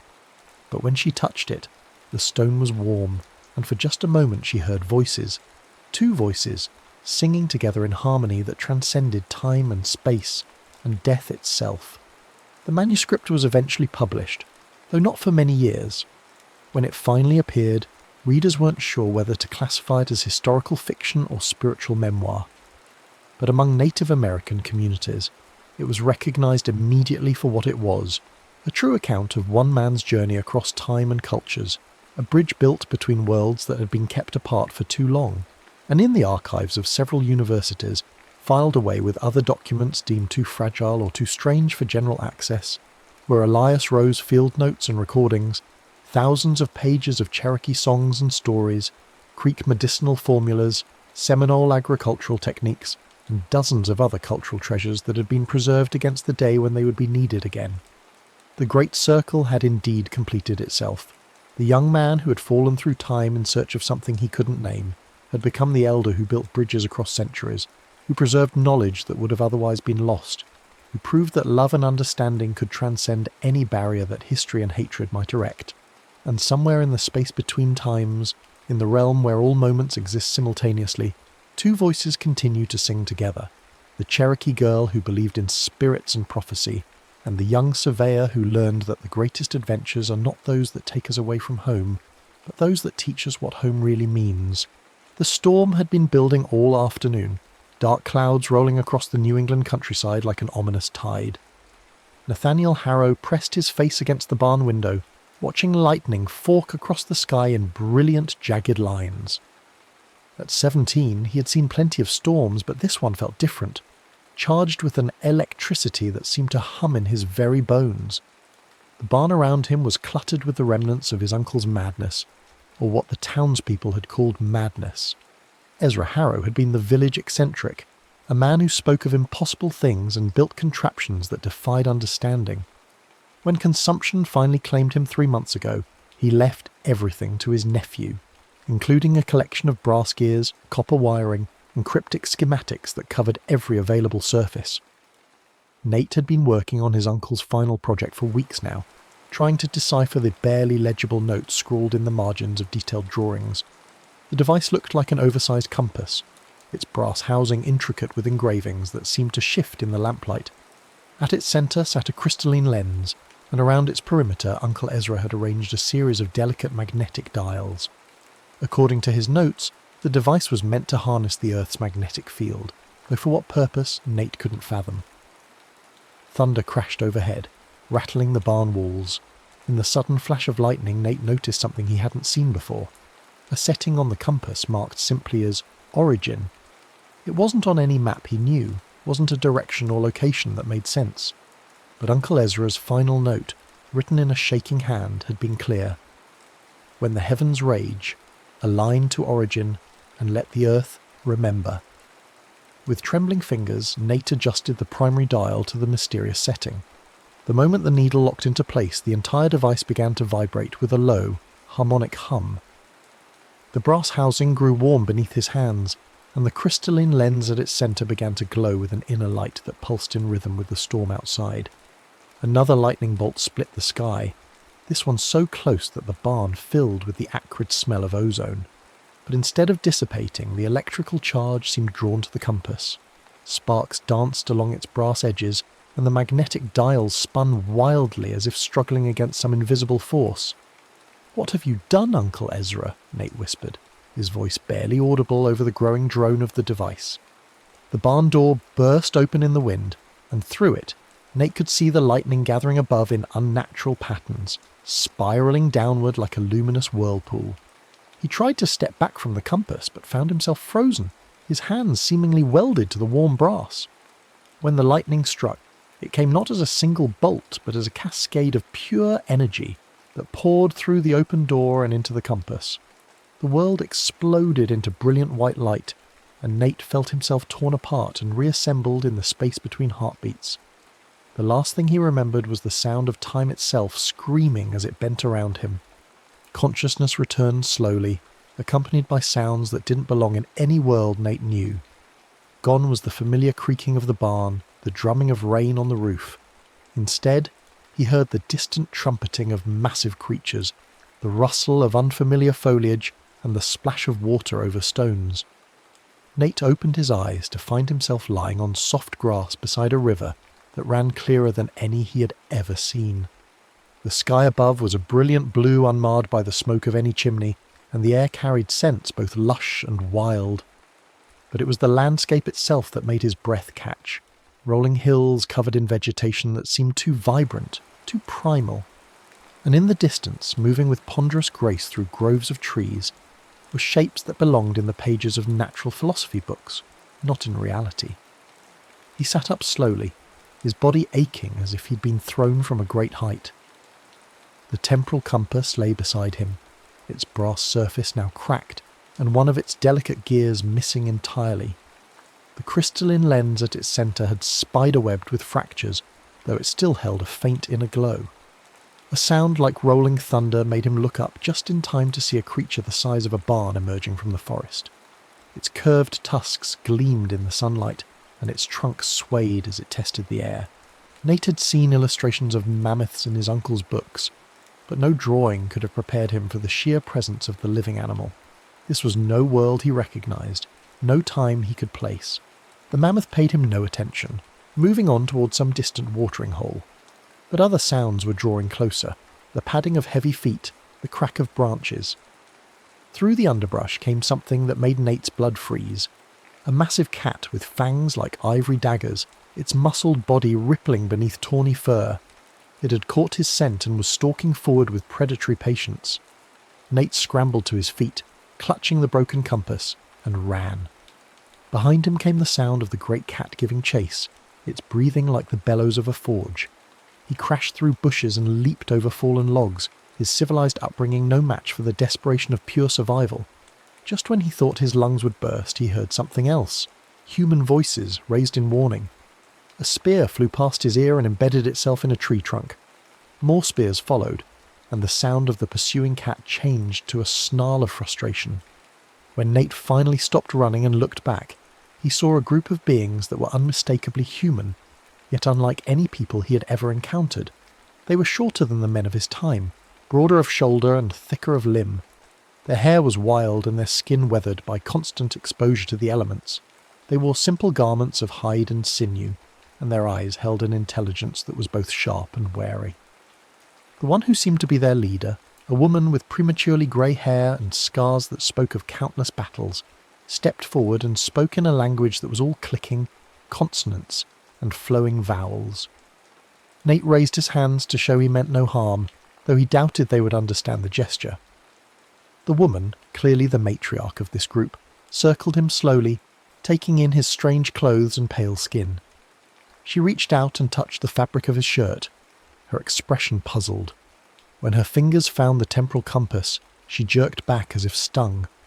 One of the men, a giant with arms like tree trunks and a face marked by ritual scars, growled something that needed no translation. He wanted to kill the stranger and be done with it. But the woman held up a hand and the giant reluctantly lowered his stone-tipped spear. What followed was a halting process of communication through gestures and simple demonstrations. Nate learned that the woman was called Kala and the scarred giant was Drog. Their tribe, the Urukar, lived in a series of caves along the river. They had been hunting when they heard the commotion and came to investigate. As they led him back to their settlement, Nate tried to process what had happened to him. The landscape, the creatures, the people themselves. Everything pointed to an impossible conclusion. He had travelled not just through space, but through time itself. The compass had somehow hurled him back thousands upon thousands of years, to an age when humanity was still finding its place in a world of giants. The caves of the Urukar were larger than Nate had expected, their walls blackened by generations of fires. Cave paintings covered every available surface, depicting hunts and rituals and astronomical observations that spoke of minds capable of abstract thought. The tribe gathered around him, chattering in their flowing language while Kala tried to decide what to do with this strange visitor. That first night, Nate proved his worth in the most basic way possible. The tribe's fire had died down to embers, and the younger members were struggling to restart it with their primitive fire-starting tools. Nate still carried his flint and steel from 1805, and when he struck sparks into a handful of dry tinder, the resulting flame seemed like magic to the watching Urukar. But it was what came next that truly earned their respect. Using principles of leverage that wouldn't be formally described for millennia, Nate showed them how to construct a simple pulley system that made moving heavy stones effortless. When they went hunting the next day, he demonstrated improvements to their spear-throwing technique based on his understanding of physics and trajectory. Slowly, painfully, Nate learned to survive in this ancient world. His soft hands grew calloused from napping flint and working hide. His pale skin darkened under the prehistoric sun. He learned to read the signs that warned of approaching predators and to find water in seemingly barren landscapes. The Uruk began to accept him not as a curiosity, but as one of their own. Among them, one stood out to Nate more than the others. Ina was perhaps 18, with dark hair that caught the firelight and eyes that seemed to hold depth of curiosity, unusual even among her intelligent people. She alone seemed to understand that his knowledge came from somewhere else, some impossible elsewhere that existed beyond the boundaries of their world. When Nate began sketching the phases of the moon on cave walls, using charcoal to create detailed astronomical charts, Ina watched with fascination. She helped him map the movement of stars, and together they calculated the turning of seasons with an accuracy that amazed even Kala. In return, Ina showed Nate things about their world that no outsider had ever been permitted to see. It was Ina who led him to the sacred burial cave, a place where the Uruk honoured their ancestors and sought communion with the spirits of the earth. The cave walls were covered with paintings more ancient than any in the main settlement, depicting hunts and ceremonies that stretched back through uncounted generations. But it was what lay at the cave's heart that made Nate's blood run cold. Partially embedded in what appeared to be fossilised bone was an artefact that had no business existing in this time. It was made of the same brass as his temporal compass, carved with similar symbols and still bearing traces of that same inner glow. But this device was broken, its pieces scattered among the ancient remains as if it had exploded with tremendous force. "How long has this been here?" Nate asked Ina in the mixture of gestures and simple words they had developed to communicate. Her answer chilled him. According to the oldest songs of her people, the metal thing that fell from stars had been in the sacred cave since the time of the first mothers, since the very beginning of memory. Someone else had travelled through time, someone else had possessed a device like his own. And something had gone catastrophically wrong. That night, as the tribe gathered around their fires, the elders spoke of ancient legends. Through Ina's translation, Nate learned of the fire-toothed beast, a creature that had haunted their people's nightmares for generations beyond counting. It was said to be a great cat with fangs like spears and eyes that burned with stolen fire. According to the stories, it guarded something precious, the fire from the stars that had fallen in the time of the first mothers. As the elders' words washed over him, Nate studied the ancient cave paintings more carefully. One image in particular caught his attention, a great cat with something circular and glowing embedded in one eye. The shape was unmistakable. It looked exactly like his temporal compass. When he examined his own device more carefully the next morning, he confirmed what he had begun to suspect. One of the critical gears was indeed missing, torn away during his violent journey through time. Without it, the compass was nothing more than an elaborate paperweight. But if the legends were true, if the fire-toothed beast really did carry a piece of starfire in its eye, then perhaps his gear, or one like it, was still somewhere in this ancient world. Nate began planning in secret, studying the beast's territory and learning everything he could about its habits. The Uruk spoke of it in whispers, describing a creature that had grown far beyond the natural size of its kind, fed by the strange energies of the starfire it carried. It laired in the volcanic canyons to the north, where sulphurous vapours rose from fissures in the earth, and the very ground was hot to the touch. Ina discovered his preparations before he could stop her. She found him crafting a spear with an obsidian point he had knapped to surgical sharpness, bound to a shaft of hardwood with sinews that had been treated to maximise strength and flexibility. His shield was a masterwork of prehistoric engineering, layers of hide stretched over a frame designed to distribute impact across its entire surface. When she confronted him, her eyes blazing with fury and fear, Nate tried to explain. Through gestures and the few words they shared, he told her about the compass, about his need to return to his own time, about the gear that might make it possible. But Ina understood more than he had given her credit for. She knew he was planning to leave, to abandon her and their people for a world she could never comprehend. Their argument continued through the night, but by dawn, Ina had made her decision. If Nate was determined to face the fire-toothed beast, she would help him do it properly. Together, they slipped away from the main settlement before the rest of the tribe awakened. The journey to the volcanic canyons took 3 days of hard travel through increasingly hostile terrain. The very air grew thick and sulphurous as they approached the beast's territory, and the ground beneath their feet radiated heat like a forge. Strange plants grew here, adapted to the hellish conditions, and the few animals they encountered were likewise changed. Smaller, quicker, with eyes that gleamed with unnatural intelligence. They found the beast's lair at the heart of a canyon where the walls wept moisture that stank of brimstone. The cave mouth was littered with bones, not just the remains of ordinary prey, but the fossilized skeletons of creatures that had been extinct for eons. And moving among these ancient remains was the fire-toothed beast itself. It was larger than Nate had dared imagine, easily twice the size of any saber-toothed cat that had ever lived. Its muscles rippled beneath a coat that seemed to absorb light, and its fangs were indeed like spears, curved and gleaming with venom. But it was the creature's left eye that confirmed every legend. Where there should have been an orb of living tissue, there was instead a sphere of brass and crystal that pulsed with inner fire. Nate had prepared as best he could. He had studied the creature's movements from a distance, noting its habits and weaknesses.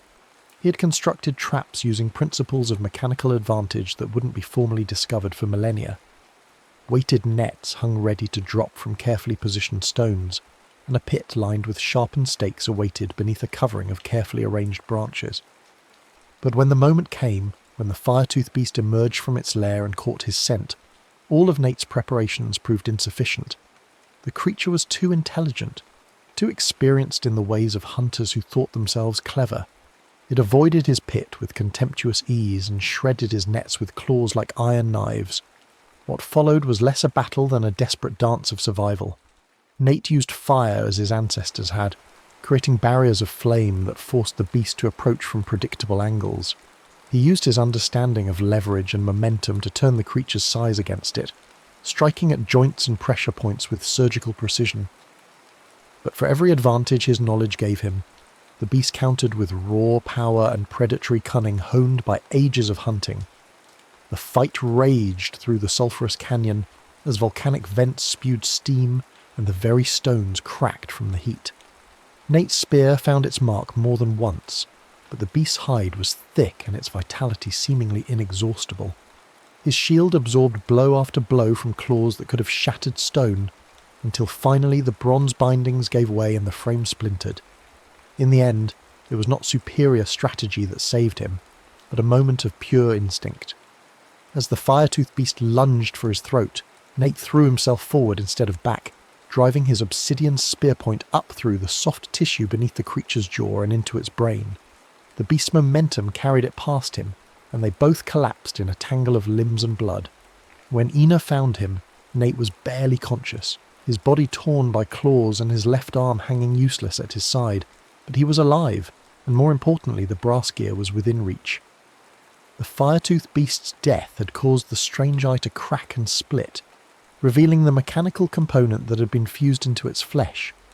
Extracting the gear required careful work with tools of stone and bone, and it was clear that what they recovered was not exactly what Nate had lost. This piece was older, more corroded, marked by eons of exposure to the beast's alien physiology. But it was similar enough in design that it might serve, might complete the circuit that would allow his compass to function again. The journey back to the caves of the Uakar was a blur of pain and fever.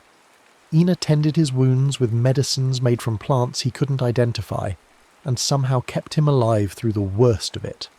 When they finally reached the sacred burial cave, Nate was barely strong enough to work, but work he did. By firelight, using tools that Stone Age craftsmen had honed to perfection, he began the delicate process of repairing his temporal compass. The corroded gear had to be cleaned and adjusted, its teeth filed to match the device's requirements. New connections had to be forged using techniques that blended the metallurgy of his own time with the practical knowledge he had gained among the Urkar. The work took days, and all the while, Nate was aware that his time in this ancient world was drawing to a close.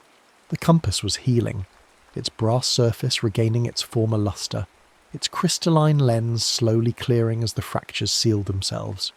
Whatever force had brought him here, whether magnetism or something more exotic, was preparing to carry him home. The Urka gathered for what they somehow knew would be his final night among them. They painted symbols on his tattered clothes using pigments made from ochre and charcoal, marking him as one who had walked between worlds. Kala spoke words in their ancient language that needed no translation. Blessing, gratitude, farewell.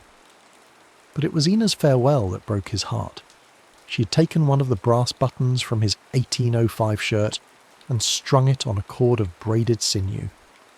As she placed it around her neck, Nate understood that she meant to remember him always, to carry a piece of his impossible world into whatever future awaited her people. They stood together beneath the aurora borealis, those same northern lights that would dance above New England thousands of years in the future. Ina traced the constellations with her finger, and Nate realized she was showing him the way home, not through space, but through time itself. The storm that had brought him here was building again, though whether it was the same storm or another altogether, he couldn't say. Lightning flickered in the distance, and the temporal compass began to hum with renewed life. Its dials spun freely now, seeking some magnetic true north that existed beyond the boundaries of the ordinary time. As the first raindrops began to fall, Nate activated the device one final time. The brass housing grew warm in his hands, and the repaired lens blazed with the light of captured stars. The Urka watched in amazement as blue fire danced around him, and reality began to bend and twist. The last thing he saw of that ancient world was Ina's face, illuminated by the temporal energies that were tearing him away from her. She was crying, but she was also smiling, as if she understood that some partings were necessary, some journeys had to be completed alone. Then the world exploded into light and motion, and Nate felt himself hurled forward through the screaming corridors of time. He awakened in his uncle's barn, sprawled on the same wooden floor where he had begun this impossible journey. The storm outside was already moving on, its thunder fading into the distance. By the light of his overturned lamp he could see that only minutes had passed since his departure. The same rain was still dripping through the same cracks in the roof. But Nate himself was changed beyond recognition. His clothes were torn and stained, marked with symbols painted in pigments that would not exist for thousands of years. His hands were scarred from working with stone tools, and his left arm bore the claw marks of a creature that had died before human civilization began. Most importantly, when he searched his pockets, he found proof that his journey had been more than a dream. Ina's necklace was there, the brass buttons strung on braided sinew, still carrying the scent of wood smoke in ancient places. In the days that followed, as his wounds healed and his strength returned, Nate began the work of documenting what he had experienced. He completed his uncle's journal, filling in the missing pieces with knowledge gained in the dawn of time. He studied the temporal compass, learning its secrets and preparing for whatever journeys might yet come. But he was careful to hide the device away, knowing that its power was too great for the world of 1805 to understand. Sometimes, on nights when the moon was full and the northern lights danced above New England, he would take it out and hold it in his hands, feeling the pulse of energies that connected all times and places. He thought often of Ina and the Urka, wondering what had become of them in the vast sweep of history. Had they survived to become ancestors of modern humanity? Had their descendants carried forward some memory of the strange visitor who had walked among them? He would never know for certain, but sometimes, in the depths of winter nights, he thought he could hear their voices carried on the wind. The temporal compass waited in its hiding place, patient as only such devices could be. Nate had learned its secrets, but he had also learned the cost of using them. Time travel was not a gift to be used lightly. It was a responsibility that required wisdom, courage, and the willingness to accept that some journeys change the traveller as much as they change the destination. As months turned to years, Nate established himself as an inventor and natural philosopher, though he was careful never to reveal knowledge too far ahead of his time. He married a local girl and built a life that seemed ordinary to his neighbours, but every full moon he would check on the device that had shown him wonders beyond imagination. The brass button on its sinew cord remained his most treasured possession, a reminder of a love that had bridged the vast gulf of time. Sometimes he wondered if he should return, if he could find his way back to that ancient world, and the woman who had helped him become something more than he had been. But deep in his heart, he he knew that some journeys were meant to be taken only once. The boy who had stumbled into the past through accident and desperation was gone, replaced by a man who understood that time itself was alive, aware, and infinitely dangerous. The temporal compass would remain hidden, its secrets guarded, until someone worthy enough and brave enough came along to claim them. And on nights when the aurora borealis painted the sky in shades of green and gold, Nathaniel Harrow would stand at his window and remember a cave girl who had shown him that love could exist in any time, in any place, in any form. The button around her neck had been his gift to the past, but her courage and wisdom were her gifts to his future. The storm outside his window began to build again, and for just a moment Nate's hand moved toward the hiding place, where the compass waited. But then he smiled and turned away, content to let the lightning flash and the thunder roll without intervention. Some storms were meant to be weathered, not travelled through. Time would call to him again some day, he was certain of that. But until it did, he would live in the present, carrying the past in his heart and the future in his dreams, a guardian of secrets that spanned the ages. Years passed like pages turning in a book written by invisible hands. Nate married Mary Thornton, the daughter of the local blacksmith, and together they built a life that seemed unremarkable to their neighbours. Their farmhouse sat on a hill overlooking the Connecticut River, and their fields produced wheat and corn that fed half the county. To the people of Millbrook, Nathaniel Harrow was simply a successful farmer, with an unusual talent for mechanical contraptions and an uncanny ability to predict the weather. But Mary knew better. She had seen the scars on her husband's body, marks that no New England predator could have made. She had watched him wake from dreams that left him speaking words in no language she recognised, calling out a name that sounded like Ina, in a voice filled with longing and loss. And on nights when the aurora borealis painted the northern sky, she had seen him standing at their bedroom window with tears streaming down his face, staring at something only he could see. Their marriage was built on love and mutual respect, but also on an understanding that some parts of Nate's past would remain forever sealed.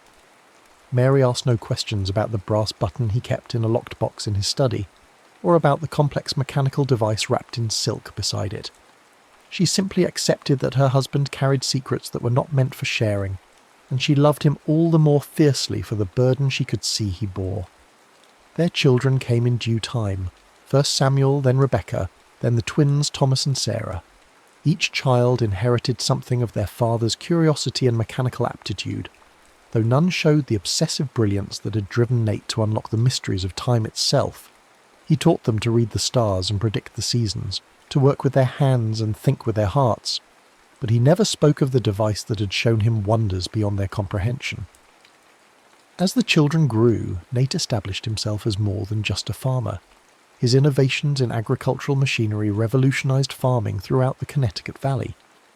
His improvements to watermills and grain processing made him wealthy enough to endow the town's first proper school, and his detailed weather predictions, based on atmospheric observations that wouldn't be formally understood for decades, saved countless crops from unexpected storms. But it was his work as an unofficial doctor that truly set him apart. Using knowledge gained from watching Ina treat his wounds with prehistoric remedies, Nate developed healing techniques that seemed almost magical to his contemporaries. He could set bones so they healed straight and strong, treat infections with plant-based medicines that no physician in Boston could identify, and diagnose ailments by reading signs that other healers missed entirely. The town began to whisper that Nathaniel Harrow had been touched by something otherworldly, though they couldn't agree on what. Some said he had made a pact with forest spirits during a vision quest in the mountains. Others claimed he had studied with Indian medicine men who had taught him secrets passed down from the time before memory. A few of the more superstitious residents suggested he was in league with darker forces, though they kept such thoughts to themselves. Nate bore their speculation with quiet dignity, knowing that the truth was far stranger than any tale they could invent. He had indeed learned from teachers who predated civilization itself, but they had been human beings like himself, just separated from him by an abyss of time that defied comprehension. On his 40th birthday, as he sat in his study reviewing the agricultural accounts that had made him one of the wealthiest men in the county, Nate found himself drawn once again to the locked box that contained his most precious possessions. The temporal compass seemed to pulse with restrained energy, as if sensing his attention. Beside it, Ina's necklace lay coiled like a sleeping serpent, the brass button worn smooth by decades of handling. He had not activated the device in 23 years, but its presence had never left his thoughts. Sometimes he dreamed of the volcanic canyons where he had faced the fire-tooth beast, or of the sacred cave where ancient paintings recorded the passage of time travellers who had come before him.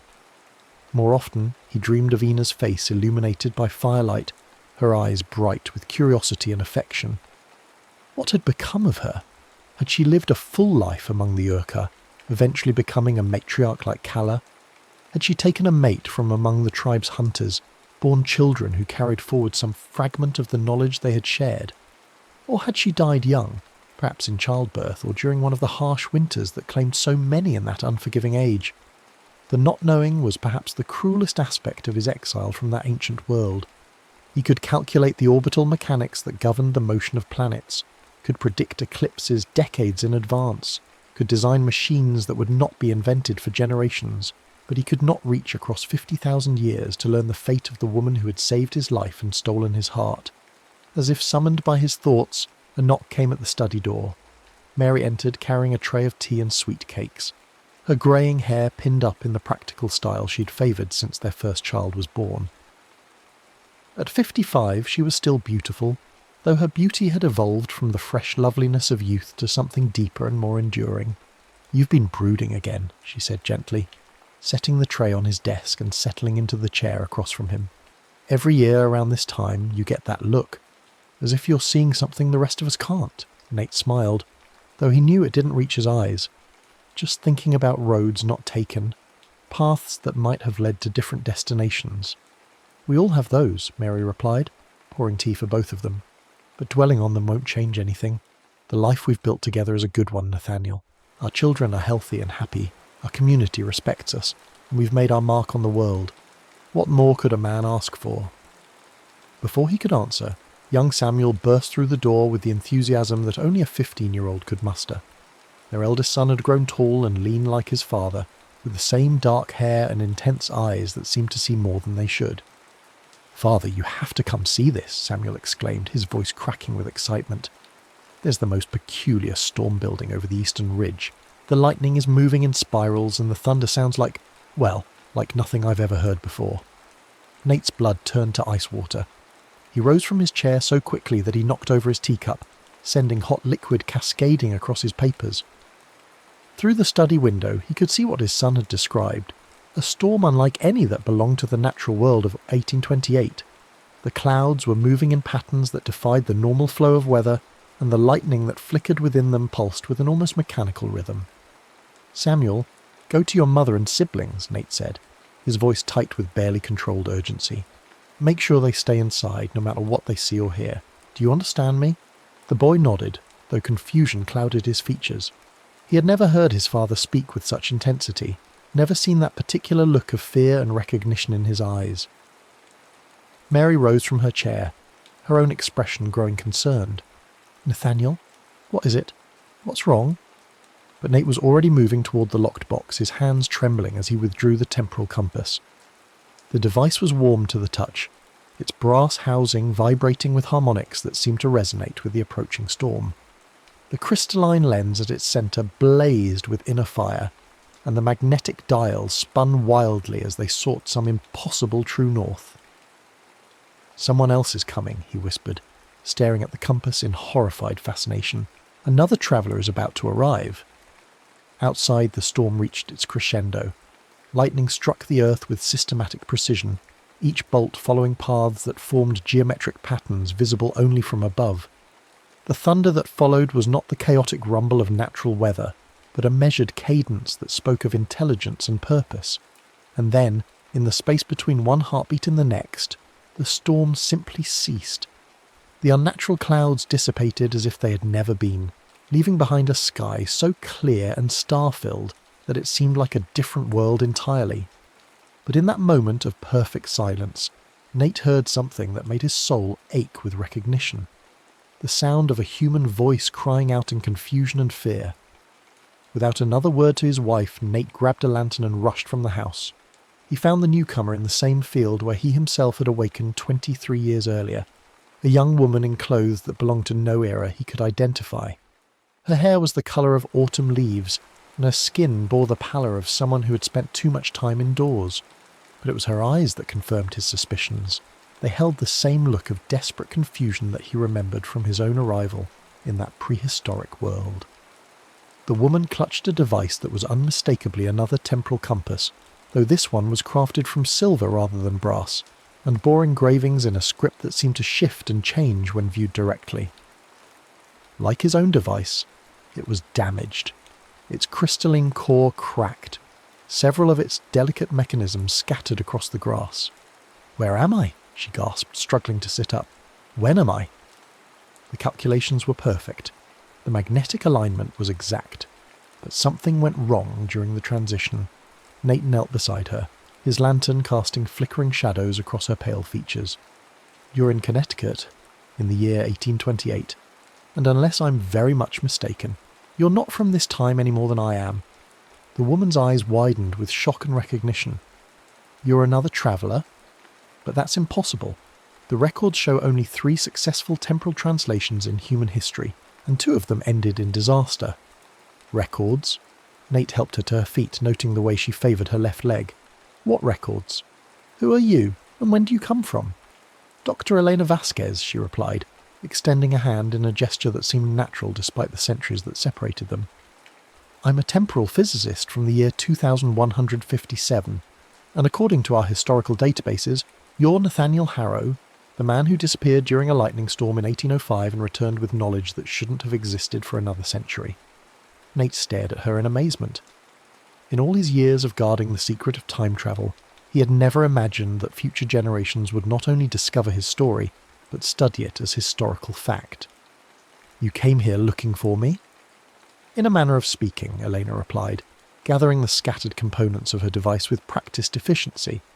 "We've been studying temporal anomalies for decades, trying to understand how the early experiments were possible.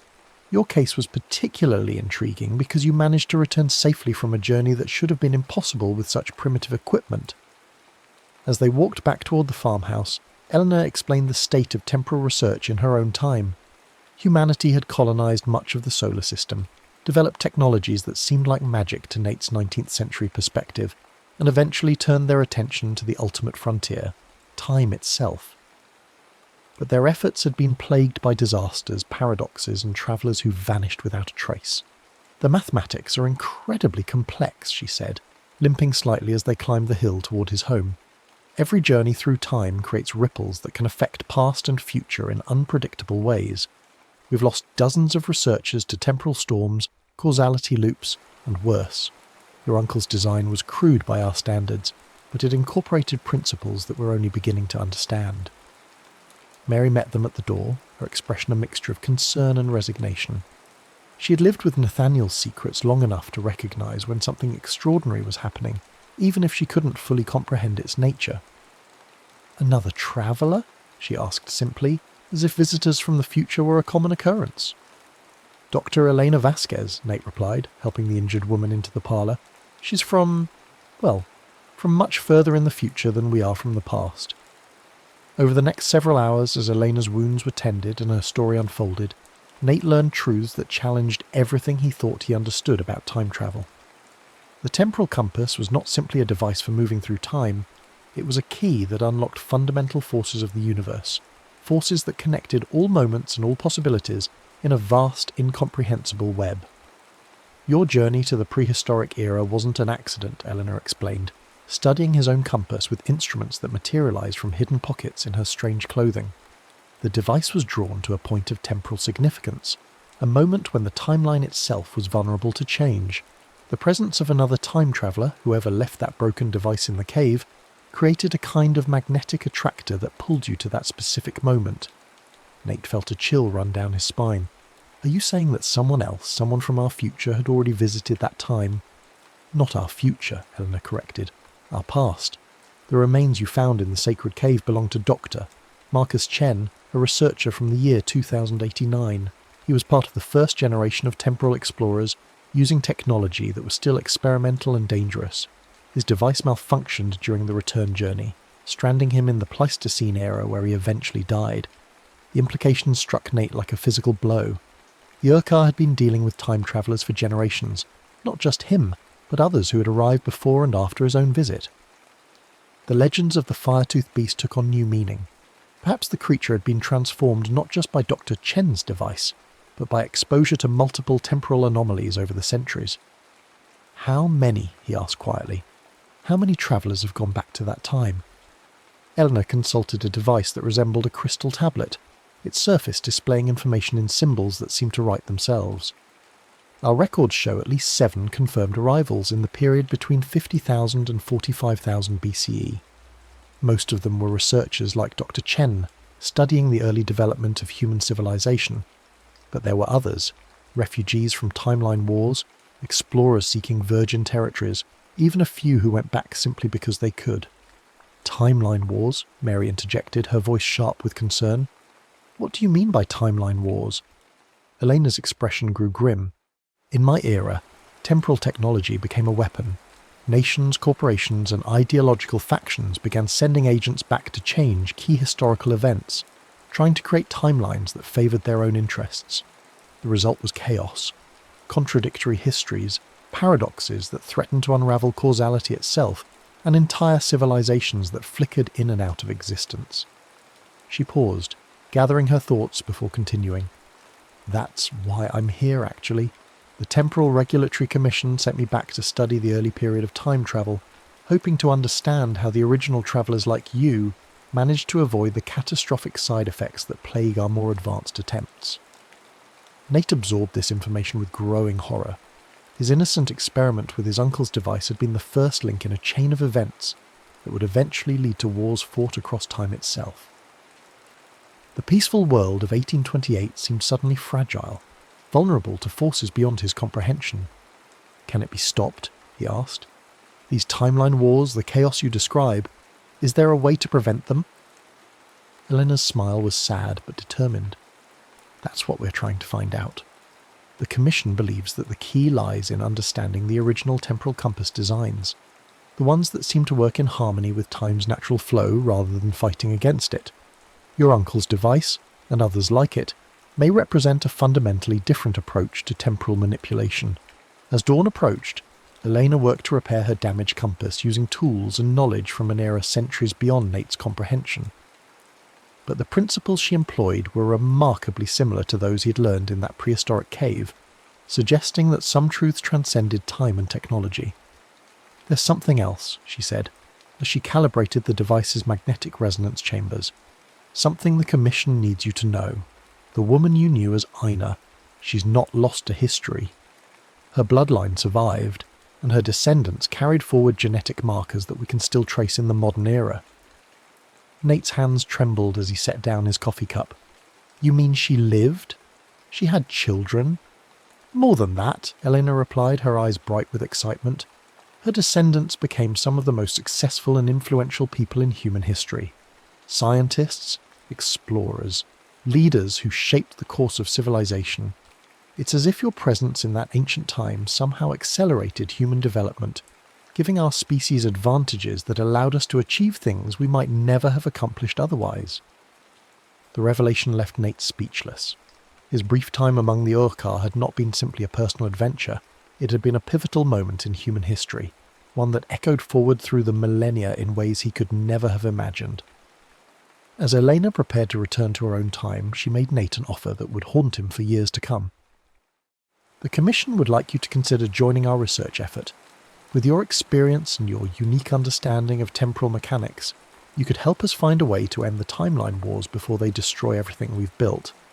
But Nate looked at his wife, his children sleeping peacefully upstairs, the life he had built in this quiet corner of 19th century America, and he knew what his answer had to be. My travelling days are over, he said simply. I found my place in time, and I intend to stay here. Elena nodded with understanding. I thought you might say that, but the offer stands, for you and for your descendants. The Commission believes that the Harrow family line carries something special, something that makes you natural temporal navigators. With a flash of silver light and a sound like distant thunder, Dr. Elena Vasquez vanished back to her own time, leaving behind only a faint scent of ozone and the knowledge that time itself was far more complex and dangerous than Nate had ever imagined. In the days that followed, Nate found himself looking at his children with new eyes. Samuel in particular seemed to have inherited something of his father's sensitivity to temporal fluctuations, often commenting on weather patterns that had not yet begun to form or predicting events with uncanny accuracy.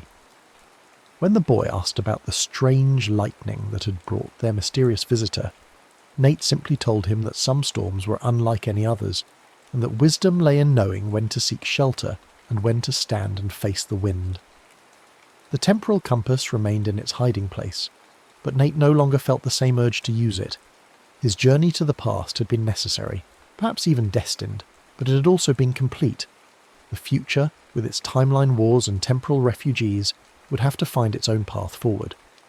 But on clear nights when the aurora borealis danced across the northern sky, Nate would sometimes take out Ina's necklace and hold it up to the light, imagining he could see through it to that ancient world where a cave girl had taught him that love could transcend any barrier time could create, and he would whisper a prayer of gratitude for the journey that had brought him home, and for the wisdom to know that some destinations were meant to be reached only once.